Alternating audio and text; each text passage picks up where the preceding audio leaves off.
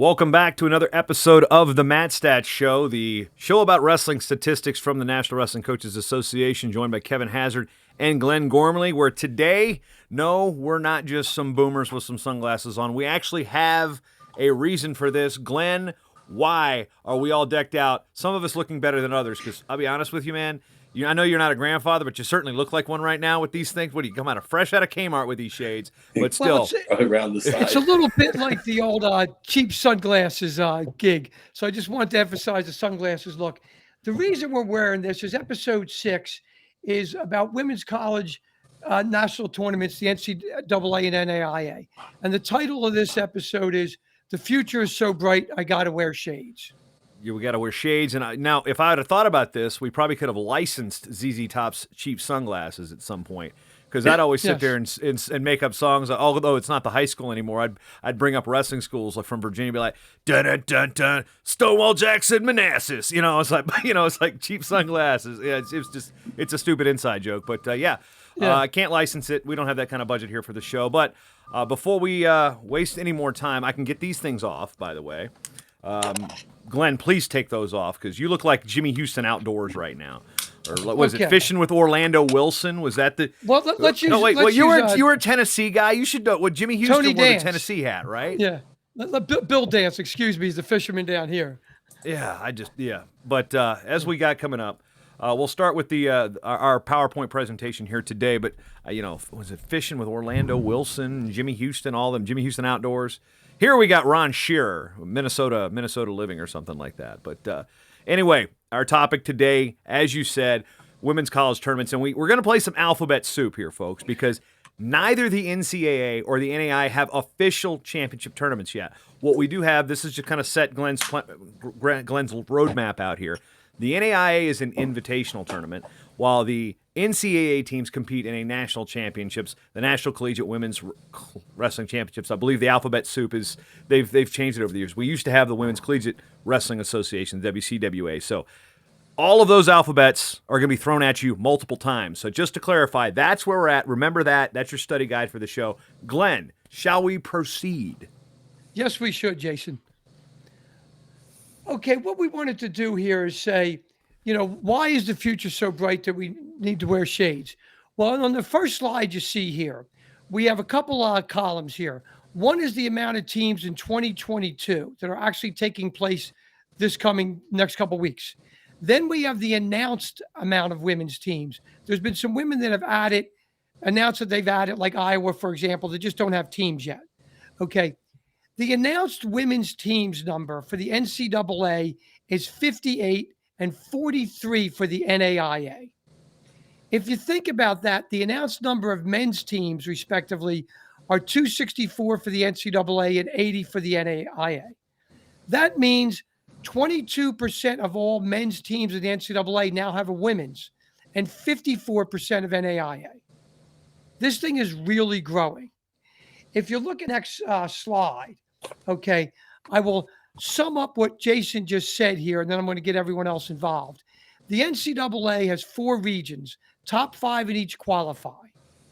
The NAIA has 5 conferences. It's an invitational all-comers, maximum of 12 girls per school.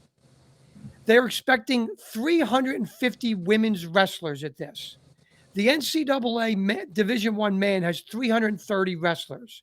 Just to put it in perspective, there's going to be more women wrestling at the NAIA than there are in Detroit, Michigan, at the NCAA D1.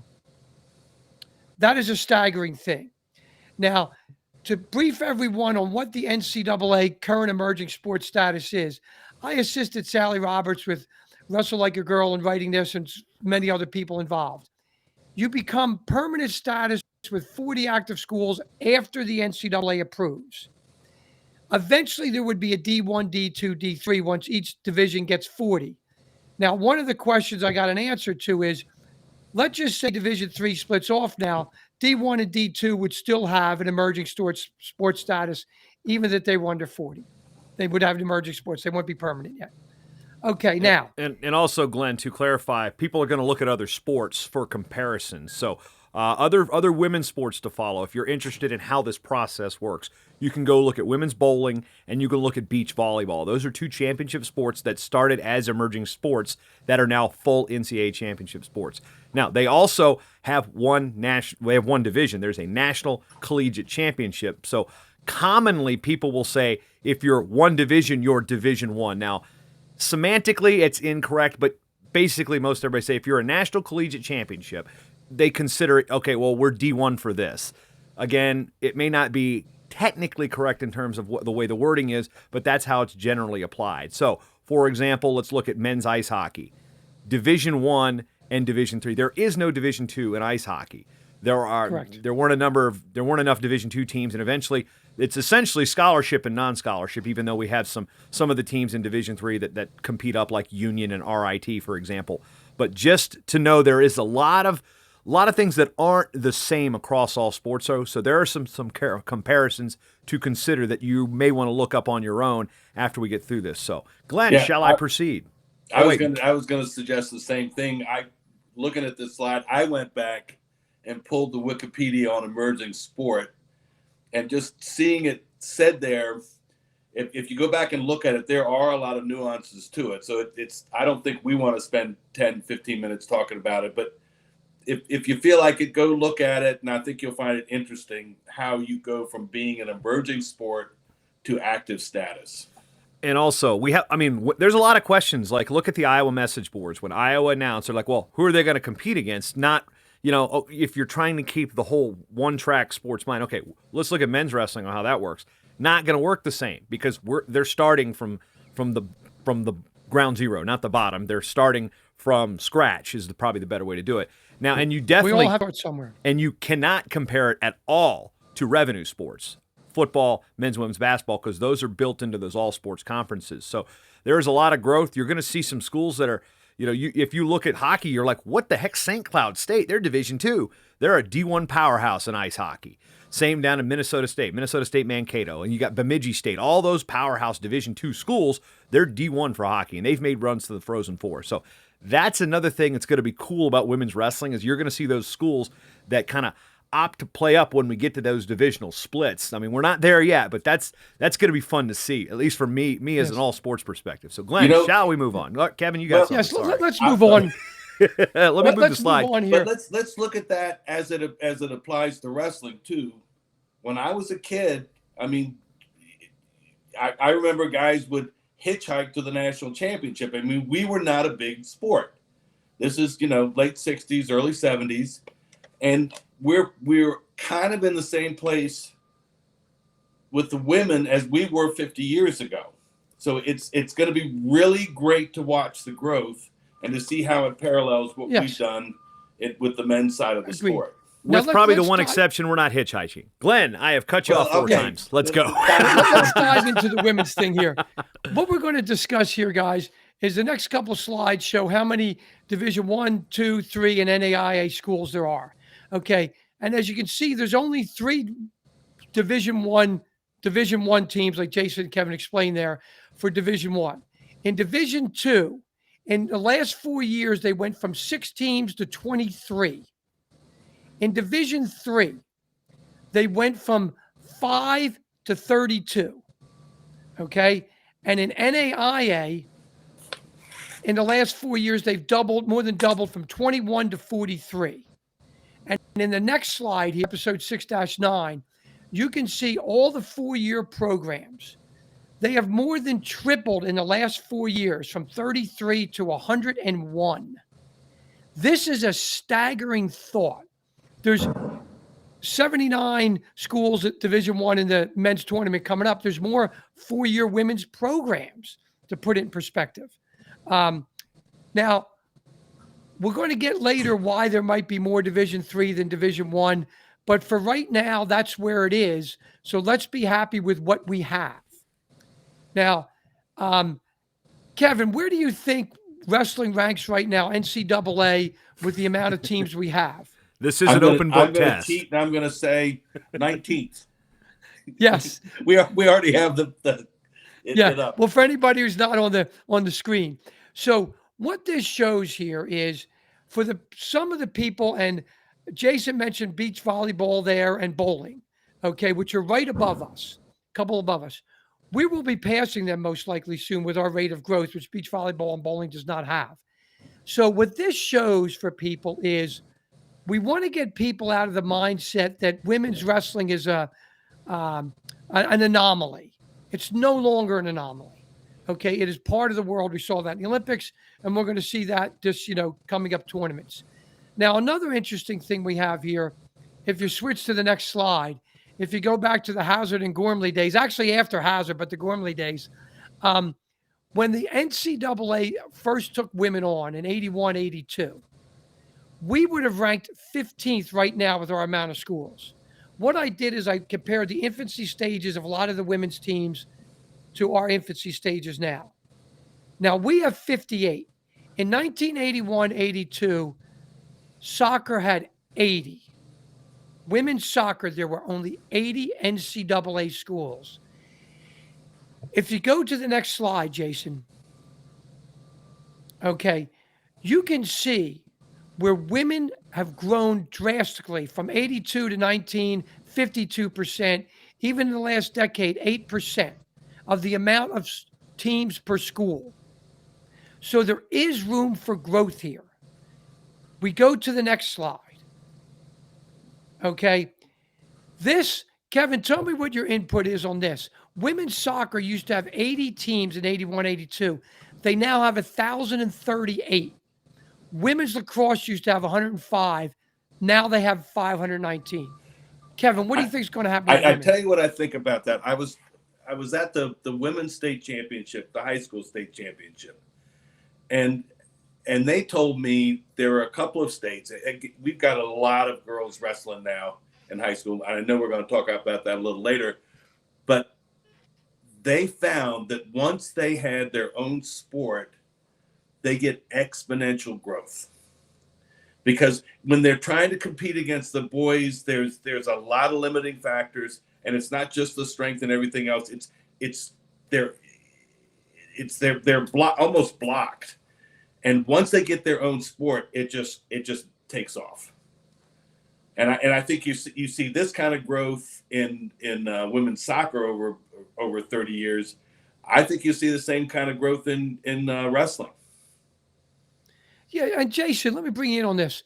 As you can see on this slide, the men's teams correspondingly with soccer and lacrosse, they've both increased drastically.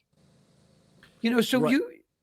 Go ahead, Jason. Right, and so there's a couple trains of thought you can go there, looking at it going, because in the past, people will always point back to the 70s, for example, where high school participation was at its peak for the boys, and men's participation as far as the Division I institutions. Now, there's also a misconception that there were 600 D1 teams back in the day. That's never been the case. But we look at the amount of activities that were offered at the high school level back then were significantly lower than they were today. Look at the college sports landscape. The activities offered now are dramatically, exponentially, they're more. Now, granted, some of the Power 5 conferences have condensed their sports offerings, but there are Division I institutions that offer, Harvard and Ohio State are offering 30 and 40-some sports. So the opportunities to compete in a broader-based athletics program for both men and women exists now where they didn't exist 40, 50 years ago. So for that to be considered, you also have to look at the growth of schools reclassifying from the NCAA, from the NAIA to the NCAA, and what is a new program.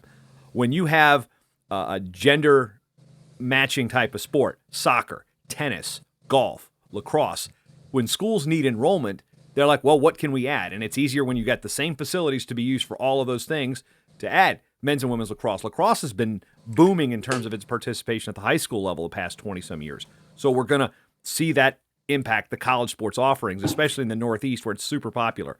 I think once we get down to like Northern Virginia down, it's like not as big, but it's also growing in the South too, because the football players are seeing the benefit of that. It's like, wait, this is like a football sport with a stick, and it's basically cross training. So when we see the men's increases here, we're looking at total possible participation opportunities that were not there before.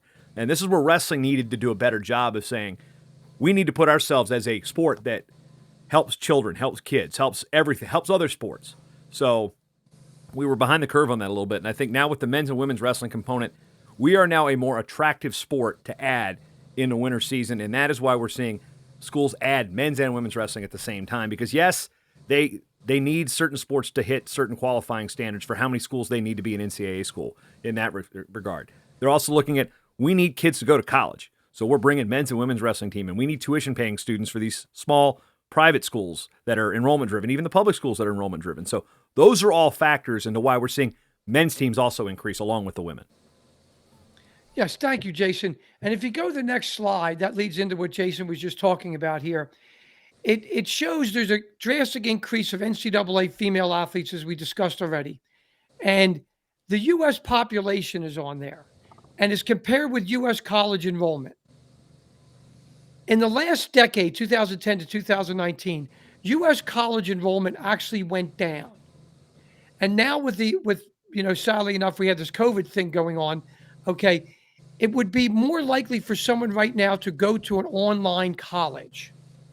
So what this means is, and a lot of these are the private Division III schools that have really been struggling with enrollment.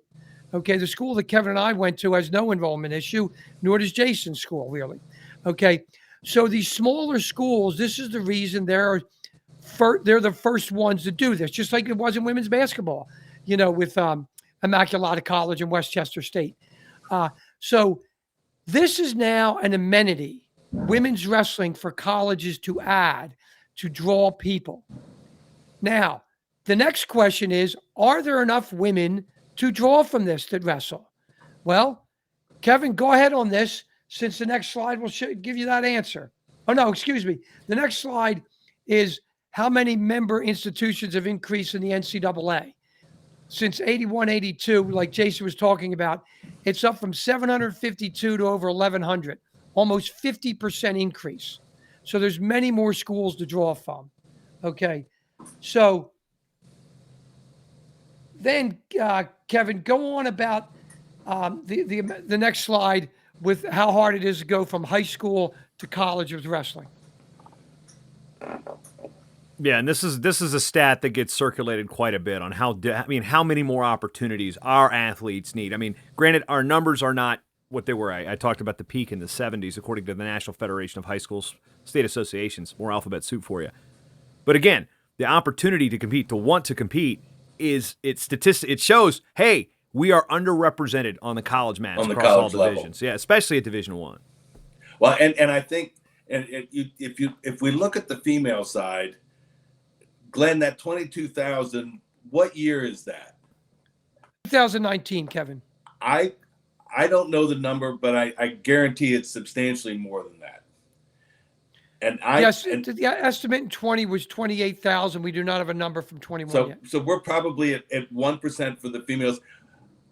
If we're growing it on the college level, I think if I'm looking at increasing my enrollment, like you said, I think we're looking at wrestling, because there are plenty of girls out there wrestling right now. And I want to tell you the growth in Virginia. It's something. Now, this is not as statistically based, but there was a young lady who won her big school region this past weekend, Samantha Boadu from Potomac High School, and she won her district and she won a region. That was almost unheard of 5 years ago. I mean, it'd be kind of, they might take third or fourth in the district. They're moving on to region. It's a big story. This girl's going to be a number one, seed at the state tournament. And this is the big schools. And there are plenty of big schools. Our districts and regions are full. We're having an easier time filling them than some of the smaller schools. But that's how much better the girls have gotten. And they've gotten better because they have a bigger base to grow from, to draw from. Yes. And what we can see in the next slide here, Jason, if you could be so kind, is the amount of states that have sanctioned now women's wrestling. In the last 4 years, it's increased 467%. We now have 34 women's states that are sanctioned. I mean, that is a staggering thought. That's 68% of all the states. And what's also interesting, Glenn, we can go back. The first state, here's a trivia question. What was the first state to sponsor women's wrestling at the high school level? Hawaii. Okay, now we know that. And then now we know who was the first women's coach at a Power 5 Division I institution. Clarissa Chun. Who was the first woman to win a state title in Hawaii as a sanctioned? Ooh, I know the girl in Alaska. I don't remember the. No, as a women's, Clarissa Chun. Clarissa Chun. So she's a trailblazer everywhere she goes. So anyway, so we're going back. That's 1998, taking it all the way down. Now we also saw, Glenn, Iowa has made the big point, and there's been the discussion about, well, chicken or the egg. Well, this many schools need to sponsor it. We see it with Sanction PA, and then there's the bylaws in the PIAA to have enough schools commit to sponsoring a women's program. They need to get to 100, then it'll be this. Now, Iowa, they did their Iowa Wrestling Coaches and Officials Association did kind of open tournaments, and then it got to the point where it has, and we use the term exponential, maybe not even in the right term, but we've seen the growth at the Iowa tournament when just the Extreme Arena hosts that thing. And it is it went, a few, 80, 100, then boom, 300, boom, over 500. If the opportunity's there, and I hate to say if they build it, they will come, because we kind of overuse that statement in sports. Sometimes especially where it fits, in Iowa. and sometimes it doesn't. Yeah, Field of Dreams, Dyersville. We look at put the opportunity. Hey, Virginia, this is where our where we've spent a lot of our time collectively. You don't let them run the tournament. Don't just say, oh, well, we need more schools to sponsor. Well, you got to give them the opportunities to compete at the high school level. Then you see how quickly it can become a reality. So Iowa was behind the curve on that. They were the 33rd state. So, Pennsylvania still hasn't done it yet. Arkansas did it before them. Arkansas. Yeah, Tennessee was like the fourth one or whatever. And if you look at the 34 states and then look at the next slide, it shows you the increase on the number of women high school wrestlers each year. And it's doubled in the last 3 years, okay? And it's just a remarkable thing what's going on here. So one of the things that we always use in stats is correlation does not prove causality. Right. But if you look at this next slide, it'll show you the correlation between high school state sanctioning and number of girls, high school wrestlers, is 0.962. Okay, and 0.959 with a 1 year lag. Okay, correlation runs from +1 to -1. +1 is a perfect correlation. 0 is no correlation whatsoever, and -1 is an opposite correlation. Now, of course, it does not prove causality. However, it doesn't mean it disproves causality. And in this situation, there's surely, like Jason said, it's a chicken or the egg. I don't know which one's driving which one, but they're definitely working together here. So it really is important for women's wrestling fans or women's wrestlers, parents, uncles, grandparents, whatever you are, okay, get out there and help the effort to sanction those 16 states plus the district, so 17 more entities. We need those sanctioned. This will grow women's wrestling even more. But as we see this now, we know that the future is so bright we have to wear shades, because there are enough women out there, and there's going to be more and more as more states sanction. And the reason, let me just get this in, I'll let you two guys jump in. The reason I did the 1 year lag thing, sometimes it takes a year to be sanctioned before this young lady will go out for the team. Go ahead, guys. Give me your input on this. And to that point, going back to the slide with the numbers with the NFHS, the way they're reported for years, like girls wrestling was not even a category to check. So if you had a girl on your roster, a lot of the times they would just be counted as a boy. So we weren't even getting accurate women's wrestling participation numbers until we actually started to see these states pop up and be like, well, how many girls wrestle? Well, we don't know. We don't. It's not a separate category. Now it is. So the key is making sure those athletes are counted properly, even in those 16 remaining associations. Even though Mississippi is, of course, they're always a fun asterisk because they just haven't had a tournament. They've allowed the sport. They just don't have anybody competing. That's another side topic entirely. But again, being able to count the athletes accurately to give us a number of true growth. That way, guys like Glenn can sit there and break it down, and Kevin, that way you know, and your fellow coaches up in Northern Virginia, where you spent so much of your time teaching our youth, hey, Potomac's got this girl. Well, you know what? McLean has this many girls. Robinson has this many girls. You can actually cite numbers and be like, there's girls for you to compete against. It's an enticement. If they're the only one, usually it's going to be a harder sell. If there's 12 out there on the team, oh, well, it's easier to bring 12 more in because high school sports are so social. A lot of kids come out because they're with their friends. And if the teams are winning, for example, you get that environment. Well, I want to be on a winning team. I want to be part of something. It's an activity. It's not always a sport about being so great at everything. A lot of times it's the kids are out there for 4 years. They're having fun with their friends. They're learning a skill. They're learning a task. They don't care who's wrestling on the weekends for Iowa and Penn State, but they like wrestling with their friends, and that's one thing. And being part of it. And being part of it, yeah. And how many kids have you had come through your halls because their friend was a pretty good wrestler? It's infectious. Can I add one thing here? Just Sure. a word of advice to people who are running girls tournaments across the country.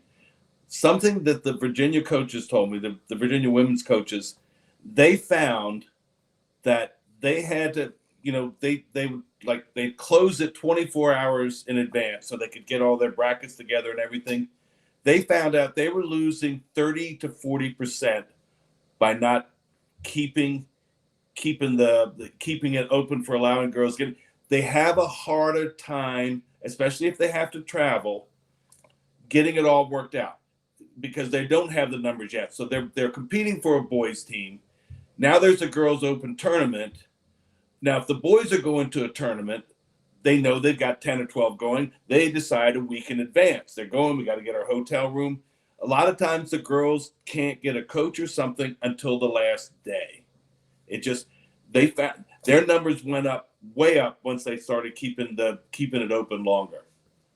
Something interesting other coaches in other states might find interesting. Yeah, those are just true growing pains. I mean, that's basically, it's like you're not thinking about the two girls you have on your roster, about their event, because you haven't had to for so long. And now it's like, oh, who can go with her? And then you're like you said, Kevin, you're calling around for the last minute. So true growing pains that we can work through eventually. All right, we're going to switch gears here a little bit, guys, and have something that we're hoping people discuss at the women's tournaments coming up, the men's tournaments coming up, at bars, on the phone, texting, wherever you want to discuss it with people. In 1980, the D1 Nationals were in Corvallis, Oregon. There was 27,000 people there. In 2018, there was 114,000. It grew 318%. Now, sadly, we did not get to have it in Minneapolis in 2020 because of COVID, through nobody's fault. Okay. Minneapolis was going to have it in the Vikings Stadium. U.S. Bank All Stadium. All the other tournaments are in NBA or NHL stadiums. And I mean, you go back to 1981, it was in Princeton, where it was like you thought you were at a high school Christmas tournament. You just wandered around anywhere. I was there. I didn't need a pass. It was completely different than it is now. So my question is on this. We've gotten so big recently. Are we now too big for our arenas where we have them? I don't have any statistics to back this up. Okay. I can't go back there and interview all the ticket scalpers in the last 20 years and ask them what their thing was, right? So I don't know if it's too big. And we do have the tournament booked through 2026 in either hockey or basketball arenas. But it would have been great to see, if Minneapolis being the Viking Stadium, if we could have this in a bigger arena. I know some people would be conscientious because they might not be as close. But if our fan base is booming, and it's on ESPN now, all 6 sessions, and we have a women's side of things, why not consider adding the women's tournament simultaneously with the men's? And if you go down a couple slides here, Jason, you will see, that was what I just discussed. One more slide. You will see, I put together this chart for all the seasons, fall, winter, spring, the total number of sports, total championships. There's 88 NCAA championships. The reason there's an asterisk on that 25 there, because 6 plus 10 plus 96, the volleyball has women in one season, men in another. Okay. There are sports that have the same location and dates. mainly track, indoor, and cross country, D1, D2, D3. Okay. And also tennis does that in the spring. There's only 4 incidences in Division One where they're on the same location and same date. 3 of them being track, cross country, outdoor, indoor, and tennis. However, with every single one of those championships, I'll use men's track, for example. The men do it on Wednesday and Friday, and the women Thursday and Saturday. In tennis, it's the same type of concept, maybe it's just different time of day. Wrestling would become the first sport, the only sport right now, because track used to intermingle. It'll be the only sport right now where we have the same location, date, and time of our championships. Now, the reason I brought up the Viking Stadium is we can only fit 4 mats on a basketball court. So we would have 2 choices, people. We would either add a 4th day and could fit it with the women, or we go to a bigger arena like a football stadium. I would love to hear people's input on this, because I think wrestling being the last sport in the Olympics, right? All the way back to ancient Greece, wrestling would be the first sport to include wrestling in the NCAA across the board, same time, same bad channel, same bad time, same bad place. Okay. It would really be a big turnaround. And we could have huge attendances, times 6 being the number of sessions. So Kevin and Jason, weigh in on this after I gave you the numbers feed. Kevin, you've been going to this thing a lot longer than I have, so you would know the pre-big arena area. I didn't start going until 2002, so I can pick up the post, the Gen X, almost millennial generation side of it. So you go with a guy that's been there for a lot longer than I have. Well, Gorms and I have been going together for about that long. I'm of 2 minds on it, and my immediate thought is the roadblocks would be maybe some of the coaches not want. We've seen some of the coaches not even want to have a dual meet championship, and I wonder if we'd get a lot of backlash from the teams themselves from sharing the spotlight, and I wonder if there's a middle way, like we just did. Were you there in Oklahoma City, Jason? I've been at every one since 2002, so. No, I mean the match they just had. Oh yeah, no, in Texas. Yeah, I was down there. Texas. Texas. Yeah, I was in Arlington this weekend, and now I think where we're getting to here is like the devil's in the details on how this thing could work, because yes, a lot of wrestling. I can borrow your thought process and maybe expound on it. Is remember, we're a sport that doesn't like change, and if it's we don't. I mean, the revolt to go to the U.S. Bank Stadium situation was sightlines. Oh, well, nobody's going to be able to see. Okay. How many of you can watch 8 mats simultaneously at one time anyway? What are you, a 0. fly with 8 eyes? No. So 0. The excuses, okay?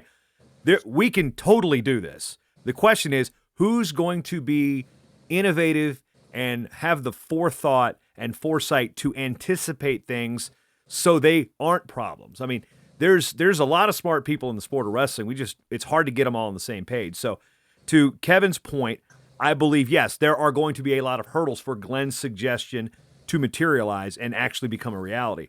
I think from where I stand on before I even have a stance on it is at what point do we get that to be a possible scenario? The reasons I find it probably the most tricky isn't necessarily the men-women thing. It's the difference in styles. And you wrestle completely different style of wrestling. So, yeah, the singlet really is going to be the infectious thing. But I think the women's sport, especially at the NCAA level, needs to grow into a championship to where it can grow out of itself. Like the NCAA men's tournament has grown out of Jadwin Gym and into hockey stadiums in Madison Square Garden. Now it's growing into something bigger. I think we need the women's sport. to get past the emerging status. We need them to get to championship status and come up and find what format is theirs and how we then incorporate that, because it's still looking for its identity and how it runs a championship. Freestyle and folk style tournaments are run slightly differently in terms of how fast they are, the scoring. That's less of the issue to me, but I think the cadence and flow of the women's tournament really needs to be determined before I think we can even get to the merging discussion. What I do think it would be cool is if we ever get to everybody gets their head out of their rear, and I say this for me, not for the NWCA, and get a dual meet championship, have the dual meet championships all at the same place. The D1 women and D1 men, D2 women, D2 men. That would really, I think, good. Be the most logical place to start if we can ever logically get to a dual meet championship. So that might be another soapbox for another topic, Glenn. So may not have answered your question entirely. I think the women need to develop their format and their style, their cadence, their consistency to see what it's going to be. Because you can't put the square peg in the round hole because it works for the men, it's going to work for the women. It's not how the sport's going to work in that respect, just in my opinion. I agree with you, Jason. There's a lot of growing situations we need to do. However, if you have lemons, make lemonade. Right. Let's use as an advantage that there's no real track record yet. Like you talked about the two different styles, the freestyle and the folk style. Think about this. Basketball uses two different balls for men and women. The men's ball is bigger than the women's ball. Yeah, women's ball is a 28.5 inch, I believe. Yeah. Like you can fit two women through the hoop at the same time. I need an even smaller ball to make the shot, but that's a different story. I'm going to leave some of those jokes right there, Glenn. Yeah, it was just a joke of my talent. I've seen your terrible jump shot. Yeah, thank you. But my point is that there are some sticking points here, but we're either going to focus on doing something completely different than anybody else is doing, something that stands us apart from everybody, someone that's wrapping their arms around equity and, doing things together, one team, one sport, one family, like I said in my book, and have that together instead of concentrating on some of the things that might be bad. I mean, if we wanted to look at bad things, we could pick out things that Peyton Manning did wrong in his career. There weren't many, but he threw some interceptions. But we worry about the good things people do. Well, one thing I was thinking, like I started to say, there may be a middle way. We start with, like we did at the All-Star, with one or two exhibitions, like they just did in Arlington. We had some matches from international style of wrestling. You grow into it, I think. Like I said, I think this is a long-term discussion. But we grow into it by doing, and I don't even know how, but maybe there's a middle way. We incorporate a piece of it, or maybe even we make it. You have to win the championship. You have to win them. It's combined score. How about you add that in? Oh, that would be an interesting discussion. Is that interesting, huh? That'd be interesting. Yeah, for sure. Jason, this is a long-term discussion. Right. But since we're saying that the future's so bright, you got to wear shades. I'll put mine on just for a second here. Again, is we need to now look at this thing and say, look, we'll propose things that people can start talking about. Because we're past the days when we would go to the D1 tournament all the time, the three of us, and listen to Jason and Brian announce the thing so very well. Now we're past just talking about, I understand women have wrestling. Now there is a tournament, granted it's not the official NCAA and NAIA yet, but it'd be nice to have some people talking about things in the future. I've been to every tournament since '86. I plan on going to the rest of them until they bury me somewhere. So, it's just something I think that would be neat to discuss. It's just, a little bit off my normal stats thing. Okay, guys. Now, the next topic, I think it's pretty obvious when the next one's going to be. It's going to be on the men's wrestling tournament. Okay. And we will get this. We're going to release it the day before the tournament, March 16th, Wednesday. Okay. So everybody, on behalf of my co-host, Jason Bryant and Kevin Hazard, this is Glenn Gormley. This is the NWCA MatStats show. Thanks a lot. See you next month.